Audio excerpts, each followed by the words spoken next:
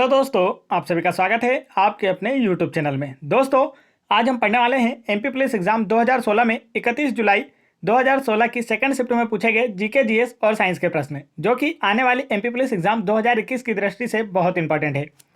तो चलिए शुरू करते हैं। लेकिन यदि आपने अभी तक मेरे चैनल को सब्सक्राइब नहीं किया है तो आप मेरे चैनल को सब्सक्राइब कर लीजिए और बेल आइकन के बटन भी जरूर दबा लीजिए, ताकि ऐसे इंपॉर्टेंट एजुकेशनल वीडियो के नोटिफिकेशन आप तक आसानी से पहुँचते रहें।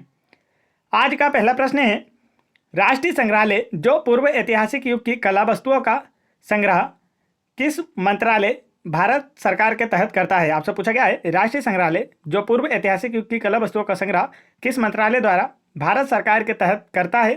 तो इसका जो राइट आंसर वह है ऑप्शन नंबर 3, संस्कृति मंत्रालय।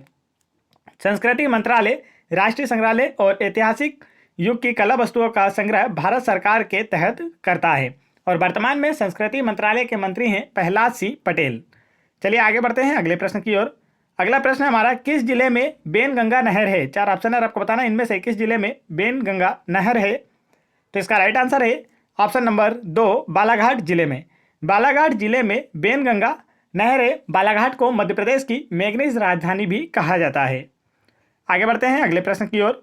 अगला प्रश्न है हमारा, यह रहा हमारा अगला प्रश्न, एफएम प्रसारण रेडियो प्रसारण है जो किस प्रौद्योगिकी का उपयोग करता है। आपसे पूछा गया एफएम प्रसारण रेडियो प्रसारण है जो किस प्रौद्योगिकी का उपयोग करता है। तो इसका जो राइट आंसर है वह है ऑप्शन नंबर 2, आवृत्ति का उतार चढ़ाव। एफएम जो होता है वह फ्रीक्वेंसी मॉड्यूलेशन के सिद्धांत पर कार्य करता है और एफएम का फुल फॉर्म होता है फ्रीक्वेंसी मॉड्यूलेशन। चलिए आगे चलते हैं अगले प्रश्न की ओर। अगला प्रश्न है हमारा, यह रहा हमारा अगला प्रश्न, साल 2015 में हिंदी कविता के लिए साहित्य अकादमी पुरस्कार प्राप्त करने वाले कौन हैं। तो ये 2015 का याद नहीं रखना है, अब आपको याद रखना है 2020 का। हिंदी भाषा में 2020 के लिए कवित्री अनामिका को 2020 का साहित्य अकादमी सम्मान दिया गया है।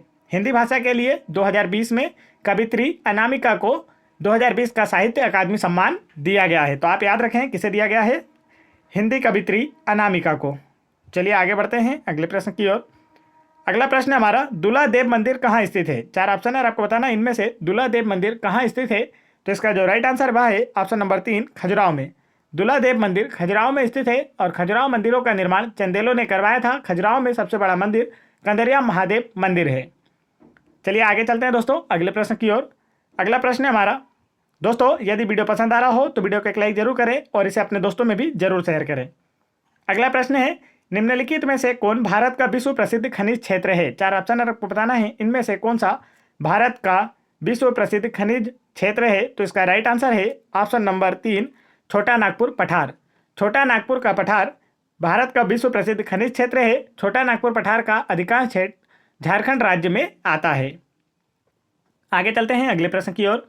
अगला प्रश्न हमारा, यह रहा हमारा अगला प्रश्न, किस व्यक्ति को अर्थशास्त्र में अपने काम के लिए नोबेल पुरस्कार से सम्मानित किया गया था। 4 ऑप्शन है, आपको बताना इनमें से किस व्यक्ति को अर्थशास्त्र में अपने काम के लिए नोबेल पुरस्कार से सम्मानित किया गया था। तो इसका जो राइट आंसर है वह है ऑप्शन नंबर 1, अमर्त्य सेन को। अमर्त्य सेन को वर्ष 1998 में अर्थशास्त्र के लिए नोबेल पुरस्कार मिला था और 2020 में अर्थशास्त्र के लिए नोबेल पुरस्कार रॉबर्ट विल्सन और पॉल मिलग्रोम को मिला है। तो आपको 2020 का भी याद रखना है, रॉबर्ट विल्सन और पॉल मिलग्रोम को मिला है। चलिए आगे चलते हैं अगले प्रश्न की ओर। अगला प्रश्न है हमारा, चंदेलों ने खजुराहो में कितने मंदिर बनवाए। 4 ऑप्शन है, आपको बताना है चंदेलों ने खजुराहो में कितने मंदिर बनवाए थे। तो इसका राइट आंसर है ऑप्शन नंबर 1, 85। चंदेलों ने खजुराहो में 85 मंदिरों का निर्माण कराया था, परंतु वर्तमान समय में 22 मंदिर ही अस्तित्व में हैं। चलिए आगे चलते हैं अगले प्रश्न की ओर। अगला प्रश्न है हमारा, भारत रत्न सम्मानित किस व्यक्ति ने the first decade of after किताब लिखी है। आपसे पूछा गया है, भारत रत्न से सम्मानित किस व्यक्ति ने the first decade of after किताब लिखी है। तो इसका जो राइट आंसर है वह है ऑप्शन नंबर 2, चिदम्बरम सुब्रमण्यन ने the first decade and after book लिखी है। चलिए आगे चलते हैं अगले प्रश्न की ओर। अगला प्रश्न हमारा, भारत के राष्ट्रपति किनके द्वारा चुने जाते हैं। 4 ऑप्शन है, आपको बताना इनमें से भारत के जो राष्ट्रपति हैं वह किनके द्वारा चुने जाते हैं। तो इसका जो राइट आंसर है वह है ऑप्शन नंबर 4, उपरोक्त सभी के द्वारा। भारत के राष्ट्रपति चुनाव में लोकसभा, राज्यसभा के सदस्य, राज्य विधानसभाओं के सदस्य और राज्य विधान परिषदों के सदस्य तीनों ही भाग लेते हैं। राष्ट्रपति की नियुक्ति भारत के सर्वोच्च न्यायालय के मुख्य न्यायाधीश के द्वारा की जाती है और राष्ट्रपति पद की जो न्यूनतम आयु होती है वह 35 वर्ष होती है और वर्तमान समय में भारत के राष्ट्रपति हैं रामनाथ कोविंद। आगे बढ़ते हैं दोस्तों अगले प्रश्न की ओर। अगला प्रश्न हमारा, दांडी यात्रा किसका हिस्सा था? पूछा गया है 4 ऑप्शन देकर आपको, दांडी यात्रा इनमें से किस आंदोलन का हिस्सा था? तो इसका राइट आंसर है ऑप्शन नंबर 3, साविनय अवज्ञा आंदोलन। दांडी यात्रा साविनय अवज्ञा आंदोलन का हिस्सा था। दांडी यात्रा की शुरुआत 12 मार्च 1930 को साबरमती आश्रम से की थी महात्मा गांधी जी ने और 6 अप्रैल को यह यात्रा दांडी पहुंची थी। वहां पर गांधी जी ने अंग्रेजों के बनाए नमक कानून को तोड़ा था। चलिए आगे चलते हैं अगले प्रश्न की ओर। अगला प्रश्न हमारा, ममलुक वंश की स्थापना किसने की थी? पूछा गया आपसे ममलुक वंश की स्थापना किसने की थी? तो इसका जो राइट आंसर है वह है ऑप्शन नंबर 3, कुतुबुद्दीन ने ममलुक वंश की स्थापना की थी। आगे चलते हैं अगले प्रश्न की ओर। अगला प्रश्न हमारा, क्या रहा हमारा अगला प्रश्न, माहे पश्चिमी घाट पर मालाबार तट पर स्थित है जो किसका एक हिस्सा है? 4 ऑप्शन है आपको बताना है। माहे पश्चिमी घाट मालाबार तट पर स्थित है जो इनमें से किसका एक हिस्सा है? तो इसका राइट आंसर है ऑप्शन नंबर 3, पांडुचेरी। माहे पांडुचेरी का एक जिला है और पांडुचेरी केंद्र शासित प्रदेश है। चलिए आगे बढ़ते हैं अगले प्रश्न की ओर। अगला प्रश्न हमारा, यह रहा हमारा अगला प्रश्न, इन राज्यों में से जो बिहार की सीमा नहीं है, 4 ऑप्शन है आपको बताना है, इनमें से बिहार की सीमा किस राज्य के साथ नहीं लगती है? तो इसका राइट आंसर है ऑप्शन नंबर 1, असम राज्य के साथ। बिहार की सीमा असम राज्य के साथ नहीं लगती है। बिहार की राजधानी है पटना। बिहार के सीएम है नीतीश कुमार। बिहार के गवर्नर हैं फागू चौहान और असम राज्य की राजधानी है दिसपुर। असम के सीएम है सर्बानंद सोनोवाल। असम के गवर्नर हैं जगदीश मुखी। चलिए प्रश्न है हमारा, गेंडा के सींग है, 4 ऑप्शन है आपको बताना है, इनमें से गेंडा के सींग किसका उदाहरण है? तो इसका जो राइट आंसर है वह है ऑप्शन नंबर 3, संशोधित बाल। गेंडे के जो सींग होते हैं वह संशोधित बाल के उदाहरण हैं। आगे चलते हैं अगले प्रश्न की ओर। अगला प्रश्न हमारा, संसद के सदस्य के पद के चुनाव लड़ने के लिए भारत में न्यूनतम शैक्षिक योग्यता क्या है? पूछा गया आपसे, संसद सदस्य के पद का चुनाव लड़ने के लिए भारत में न्यूनतम शैक्षणिक योग्यता क्या है? तो इसका राइट आंसर है ऑप्शन नंबर 4, इनमें से कोई नहीं। संसद सदस्य का पद का चुनाव लड़ने के लिए भारत में न्यूनतम शैक्षणिक योग्यता निर्धारित नहीं की गई है। संसद में लोकसभा सदस्य बनने की न्यूनतम आयु 25 वर्ष है जबकि राज्यसभा सदस्य बनने की न्यूनतम आयु 30 वर्ष है। चलिए आगे बढ़ते हैं अगले प्रश्न की ओर। अगला प्रश्न हमारा, कौन सा अनुच्छेद राष्ट्रपति को कार्यकाल के पहले किसी भी समय लोकसभा को भंग करने का अधिकार देता है?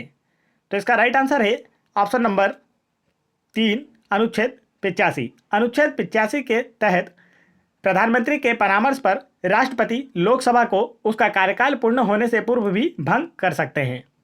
आगे चलते हैं अगले प्रश्न की ओर। अगला प्रश्न हमारा, यह रहा हमारा अगला प्रश्न, मध्य प्रदेश के निम्न जिलों में से कौन सा जिला 2 अन्य राज्यों के साथ अपनी सीमाओं का साझा करता है? तो यह रहे आपके 4 ऑप्शन। तो इसका जो राइट आंसर है वह है ऑप्शन नंबर 1, अलीराजपुर जिला। मध्य प्रदेश राज्य का अलीराजपुर जिला 2 अन्य राज्यों के साथ अपनी सीमाओं का साझा करता है। अलीराजपुर मध्य प्रदेश का न्यूनतम साक्षर वाला जिला है। आगे चलते हैं अगले प्रश्न की ओर। अगला प्रश्न हमारा, यह रहा हमारा अगला प्रश्न,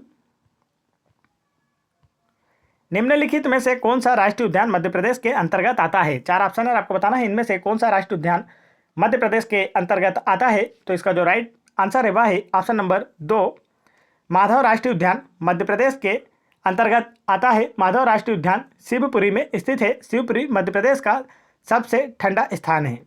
आगे चलते हैं अगले प्रश्न की ओर। अगला प्रश्न हमारा, दोस्तों यदि आप लोगों को वीडियो पसंद आ रहा हो तो वीडियो को एक लाइक जरूर करें और मेरे चैनल को भी जरूर सब्सक्राइब कर लें। और यदि आप लोगों को MP police exam 2016, 2017, MP police sub inspector exam 2017, 2016 और एसएससी जीडी कांस्टेबल एग्जाम 2019 इन सभी परीक्षाओं के प्रीवियस ईयर्स पेपरों के जीके, जीएस और साइंस के क्वेश्चन की वीडियो चाहिए तो आप उन्हें मेरे चैनल की प्लेलिस्ट में जाकर वहाँ से देख सकते हैं। और आप इन सभी वीडियोज़ की PDF फाइल मेरा टेलीग्राम चैनल ज्वाइन करके वहाँ से फ्री में डाउनलोड कर सकते हैं। तो चलिए आगे बढ़ते हैं। अगला प्रश्न है हमारा, फसल जो बारिश में के मौसम में उगाई जाती है और जिसे बहुत सारे पानी की आवश्यकता होती है। 4 ऑप्शन है आपको बताना, इनमें से ऐसी फसल जो बारिश के मौसम में उगाई जाती है और जिसे बहुत सारे पानी की आवश्यकता होती है। तो इसका राइट आंसर है ऑप्शन नंबर 4, धान। धान की फसल बारिश के मौसम में उगाई जाती है और इसे बहुत सारे पानी की आवश्यकता होती है। धान, मक्का, ज्वार, बाजरा, मूंगफली इत्यादि खरीफ फसलों के उदाहरण हैं। खरीफ फसलें वर्षा ऋतु में बोई जाती हैं। आगे चलते हैं अगले प्रश्न की ओर। अगला प्रश्न है हमारा, बाढ़ के बाद नदी का किनारा अलग मृदा की बनावट में पाया जाता है, यह अधिक मात्रा में किसके संग्रहण के कारण हुआ है? तो यह रहे आपके 4 ऑप्शन और इसमें से आपको आपका राइट आंसर चुनना है। तो इसका जो राइट आंसर है वह है ऑप्शन नंबर 2 गाद। बाढ़ के बाद नदी का किनारा अलग मृदा की बनावट में पाया जाता है और यह अधिक मात्रा में गाद के संग्रहण के कारण होता है। चलिए आगे बढ़ते हैं अगले प्रश्न की ओर। अगला प्रश्न है हमारा, नीलगिरी के पेड़ बाहितमल तालाबों के दोनों दिशाओं में लगाए जाते हैं, ऐसा किस लिए क्यों? पूछा गया है। तो इसका जो राइट आंसर है वह है ऑप्शन नंबर 3 भूगतेश जल का अवशोषण कर वायु में शुद्ध जलवाष्प को निर्मुक्त करते हैं। नीलगिरी के जो पेड़ होते हैं वह बाहितमल तालाबों के दोनों दिशाओं में लगाए जाते हैं क्योंकि यह भूगतेश जल का अवशोषण कर वायु में शुद्ध जल वाष्प को निर्मुक्त करते हैं। आगे चलते हैं अगले प्रश्न की ओर। अगला प्रश्न है हमारा, कुछ गमले के पौधे अधिक पानी सहन नहीं कर सकते, कारण दीजिए। आपसे पूछा गया है कुछ गमले के पौधे अधिक पानी सहन नहीं कर सकते, इसका कारण क्या है? तो इसका जो राइट आंसर है वह है ऑप्शन नंबर 4 पानी में ज़्यादा डूबी होने के कारण जड़ें सांस नहीं ले सकती है। पानी में ज़्यादा डूबी होने के कारण जड़ें सांस नहीं ले सकती है, इस वजह से कुछ गमले के पौधे अधिक पानी सहन नहीं कर पाते हैं। आगे चलते हैं अगले प्रश्न की ओर। अगला प्रश्न हमारा, मृदा के मुख्य संगठक हैं। 4 ऑप्शन है, आपको बताना इनमें से मृदा के मुख्य संगठक क्या हैं। तो इसका जो राइट आंसर है वह है ऑप्शन नंबर 3 सेल कण और ह्यूम्स मृदा के मुख्य संगठक होते हैं। आगे बढ़ते हो दोस्तों। अगला प्रश्न है हमारा, यह रहा हमारा अगला प्रश्न, निम्न में से एक बल जानवरों द्वारा शारीरिक क्रियाओं को करने में प्रयोग किया जाता है, उसका नाम बताना है आपको। इनमें से कौन सा बल जानवरों द्वारा शारीरिक क्रियाओं को करने में प्रयोग किया जाता है? तो इसका राइट आंसर है ऑप्शन नंबर 4 पेशी बल। पेशी बल का उपयोग जानवरों द्वारा शारीरिक क्रियाओं को प्रयोग करने में किया जाता है। चलिए आगे बढ़ते हैं अगले प्रश्न की ओर। अगला प्रश्न है हमारा, यह रहा हमारा अगला प्रश्न, जब हम ग्लास रॉड को सिल्क के साथ रगड़ते हैं तो क्या होता है? 4 ऑप्शन दिए गए हैं आपको और आपको बताना है जब एक ग्लास रॉड या कांच की रॉड को सिल्क के साथ रगड़ा जाता है तो क्या होता है? तो इसका राइट आंसर है ऑप्शन नंबर 4 ग्लास धन आवेशित हो जाता है और सिल्क ऋण आवेशित हो जाता है। जब एक ग्लास रॉड को सिल्क के साथ रगड़ते हैं तो ग्लास धनावेशित हो जाता है और सिल्क ऋणावेशित हो जाता है।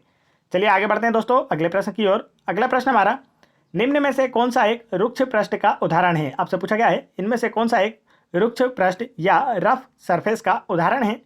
तो इसका जो राइट आंसर वह है ऑप्शन नंबर 4 जूते के सॉल एक रुक्ष पृष्ठ या रफ सरफेस के उदाहरण है। आगे चलते हैं अगले प्रश्न की ओर। अगला प्रश्न हमारा, यह रहा हमारा अगला प्रश्न,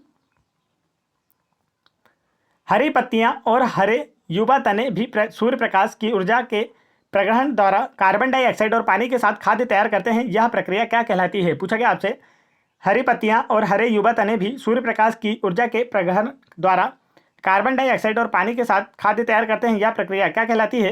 तो इसका जो राइट आंसर है वह है ऑप्शन नंबर 4 प्रकाश संश्लेषण की क्रिया। पौधे प्रकाश संश्लेषण की क्रिया के द्वारा खुद के लिए खाद्य बनाते हैं और प्रकाश संश्लेषण क्रिया के द्वारा कार्बन डाइऑक्साइड को ग्रहण कर ऑक्सीजन को निर्मुक्त करते हैं। आगे चलते हैं दोस्तों अगले प्रश्न की ओर।